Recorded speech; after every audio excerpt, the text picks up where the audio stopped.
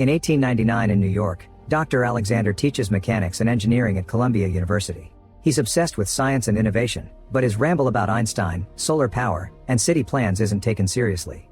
This obsession distracts him a lot from his other responsibilities, and he often forgets things, like the fact tonight he's supposed to meet his girlfriend at the park. After his friend reminds him of the date, Alexander rushes to the park and remembers he was also supposed to buy flowers, but he immediately gets distracted by another innovation, a horseless carriage. When the driver accidentally starts it, Alexander grabs the brake and stops it just in time. Then he runs to meet his girlfriend Emma and takes her on a walk through the park, apologizing for the lack of flowers but offering something much better instead, a marriage proposal. Emma says yes, and Alexander puts a beautiful ring with her birthstone on her finger. Suddenly the sweet moment is interrupted by an armed thief, who takes Alexander's wallet and tries to go for the ring too. Alexander tries to stop him, and in the struggle, the gun accidentally shoots Emma. As the thief runs, Alexander holds Emma close as she dies in his arms. For the next 4 years, Alexander is depressed and does nothing but work all day long, convinced that he can bring Emma back. His friends worry about him, but he ignores their concerns. One day, Alexander finally cleans up and reveals he's finished his latest invention, a time machine. He sits on it and immediately activates it, traveling back to the night of Emma's death. After a bright light surrounds him, he appears back in the park and sees Emma. He's missed her so much that he kisses her even though they're in public, then he drags her out of the park to avoid the thief. They take a carriage to go downtown and Emma reminds him he promised flowers, so Alexander enters a shop to buy them. At that moment, the horseless carriage causes an accident on the street and Alexander has to watch Emma die again. Later at the morgue, Alexander realizes that if he keeps going back he'll just see Emma die over and over, so instead he should travel to the future to see if advanced science can change the past. Once he returns to the time machine, Alexander starts it up and chooses to go to the future. As the machine glows again, he watches everything around him change, from the plants on his building to the clothing in the shops. Suddenly he accidentally drops the necklace with Emma's picture and fails to retrieve it, so the necklace also disappears through time. Eventually he makes it to the year 2030, and Alexander is amazed by the modern apartment buildings and screens everywhere. After a random person calls his suit retro, he goes to the New York Public Library, where he discovers books are relics that mustn't be touched. There are also a set of screens and a giant sphere battery that powers them to project Vox, a holographic librarian.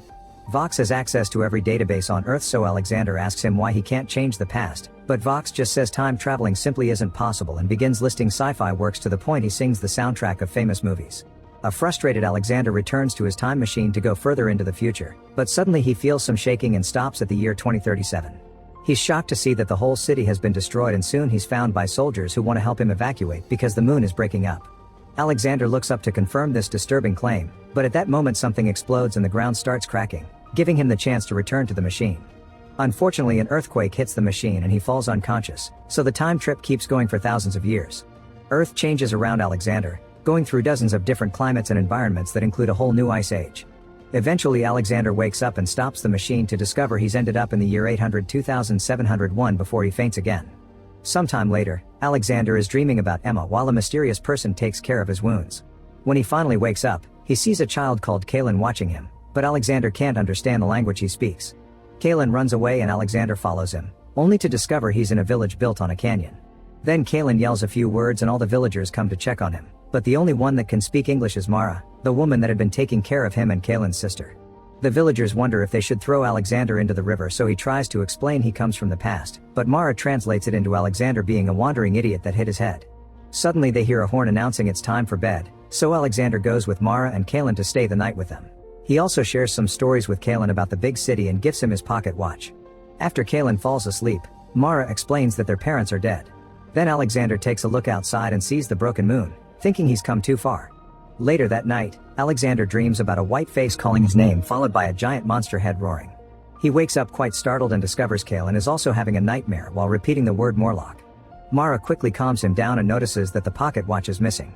When Alexander asks about the nightmare, Mara says they all see the same dream, but refuses to explain what Morlock means. The next day, Mara shows Alexander the collection of building pieces they've collected from around the land. It's thanks to these pieces that they've been able to keep English around, and Mara has been trying her best to preserve the old culture by teaching others. On their way back, Alexander wonders why he hasn't seen old people, so Mara says they're all dead without explaining why. The rest of the villagers are currently working in the field with the help of windmills, but Mara drags Alexander away to show him where his time machine is. While Alexander gets the machine ready, Mara asks him to take Kaylin with him. Before she can explain why, she hears a noise and runs away to find her brother. Alexander follows her and discovers that the Morlocks are monstrous beings that hunt down the villagers. This is why there aren't any old people, they aren't fast enough to escape. The villagers panic and run as fast as possible as the Morlocks use darts to knock them down. While Mara is looking for Kaylin, she gets hit by a dart too and Alexander rushes to remove it, realizing it has a very smelly substance on it. The villagers try to make it to the river to escape on their boats, but the way is blocked when bigger Morlocks start coming out of the ground. As the people try to find a safe direction to run, these new Morlocks grab the villagers that were hit by the darts and tie them up to then take them away by sinking back into the ground. Suddenly Kaylin yells for help because he's been hit too and a Morlock is coming for him. Mara wants to save him, but Alexander tells her to stay and he goes instead. He pushes the Morlock down just in time, and while Kaylin runs, Alexander gets the creature with a tool then starts running in the opposite direction. The Morlock chases after Alexander, and when it jumps, Alexander dodges it, which causes the monster to roll into the jungle. Then Alexander climbs one of the windmills, and when the Morlock comes back and grabs his legs, Alexander kicks it until it falls. However, the Morlock doesn't give up and quickly climbs the windmill until it reaches Alexander at the top, causing them to struggle against each other until they fall together to the ground. The Morlock grabs Alexander by the neck, ready to kill, but Kaylin shows up and stops him with a torch. At that moment they hear Mara screaming, so the Morlock sinks back into the ground while Alexander and Kaylin run back only to discover Mara is being taken away. Alexander rushes to dig into the sand to find the hole to no avail. Upset and frustrated, he asks the villagers why they don't fight back, and one of them explains this is just how their world works, those who fight back are simply taken first. Then Alexander asks Kaylin where people are taken, but the child answers they aren't supposed to talk about the place where the ghosts are. Later in the evening, Kaylin sneaks out of the village to take Alexander to that place, which turns out to be an old underground cave. Alexander is shocked to discover these are the ruins of the New York Library, and while the books are crumbling into ashes, the battery is still intact. This allows Vox to appear again, and he even remembers Alexander. He explains that humans have evolved into two different species, the villagers that live above and the Morlocks that live underground. Vox once met a villager who managed to escape. Apparently this guy came from the jungle in the east and Alexander only has to follow the breathing to find it. Kaylin and Alexander immediately take off and follow the breathing sound through the jungle until they find the giant head from their dreams, which is supposed to keep people away. Alexander tells Kaylin to return to the village and light a fire, that way he can find the way back after rescuing Mara.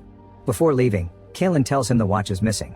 Then Alexander enters the statue's mouth only to suddenly slip and fall, saving himself at the last second. He holds tightly while a bunch of bats flies very close to him, then he slowly climbs down until he finds some machinery that indicates he's on the right path. Suddenly Alexander sees a few Morlocks walking by, so he hides behind a wall and sneaks around carefully until he finds the whole group working together. Alexander goes down an empty corridor and finds a pile of villager clothes that includes Mara's necklace, but he also sees a bunch of disturbing tools. As he walks back in shock, he accidentally falls into a pit filled with skeletons that confirm his suspicions. The Morlocks hunt the villagers for food. At that moment a Morlock finds him and immediately locks him away. In this new room, Alexander finds Mara in a cage, but she seems to be unresponsive. When Alexander turns around, he sees a strange pale man known as the Uber Morlock, the leader of his race and the pale face for the dreams. He explains that after the moon fell, Earth couldn't sustain humans anymore. Some people managed to survive above, but the rest escaped underground. They spent so many centuries down there that when they tried to come out again, the sun hurt them, so in the end they bred themselves into different castes. Some of them have good eyes and ears, and others have big muscles. The Uber Morlock belongs to the caste that expanded the cerebral abilities, so he's able to see and control others' thoughts. He controls the other Morlocks so they won't overconsume and exhaust the food supply, and controls the villagers to use them as food. Sometimes he also controls their women to use them as breeding vessels, which is his plan for Mara. A furious Alexander says it's a corruption of every natural law, but Uber Morlock points out natural evolution did this and the unnatural thing is actually time travel. Then he grabs Alexander by his neck and sees into his mind before letting him go into a mental image of what he could have had. Alexander finds himself in his original home, surrounded by successful inventions and his wife Emma with a couple of kids. However, the illusion quickly goes away and Uber Morlock explains why the past can't be changed. Alexander built the time machine because Emma died, so if she lives, then the machine isn't made and Alexander can't use it to go save her in the first place. At that moment Uber Morlock makes the machine appear and tells Alexander to go since he has his answer. Alexander sits in the machine, but before leaving, he asks Uber Morlock for the missing watch. When the guy comes closer to give it to him, Alexander grabs him, activates the machine, and starts fighting him. Alexander's hits aren't strong enough to hurt a strong creature like Uber Morlock, but at least he manages to disarm him when Uber Morlock reveals a knife. Then Alexander is grabbed by the neck again, so he hits the machine to make it lose steam, which hits Uber Morlock on the face and makes him fall. At the last second, Uber Morlock grabs Alexander's neck, but Alexander makes the machine go faster into the future and the hanging monster ages at a great speed until he's nothing but ashes. When Alexander finally stops the machine, he's billions of years in the future and discovers the Morlocks have ended all life on Earth. However, he doesn't give up. He goes back and saves Mara from the cage, then he connects the time machine to the watch and activates it, blinding the Morlocks that are coming for them. Alexander and Mara lock the door behind them and run away until they make it to the main room, where Alexander is hit by a dart. Mara knocks down the attacking Morlock, but the noise alerts the other ones, who start chasing them by following the smell of the dart. The duo runs fast through the corridor and Alexander throws his jacket away to distract the Morlocks with the smell while they start climbing out of the cave. At that moment, the pocket watch causes the machine to malfunction and it suddenly explodes, killing every Morlock in the cave. The duo is saved just in time by the villagers brought by Kalen, and together they move away right before the giant head also explodes, sending a damaging wave through all the tunnels. Alexander isn't sad to have lost the machine because he's found a new home here, and he gets together with Mara. Sometime later, Alexander brings Vox out of the cave so he can educate the village kids, then he takes Mara and Kalen to see the spot where his house used to be.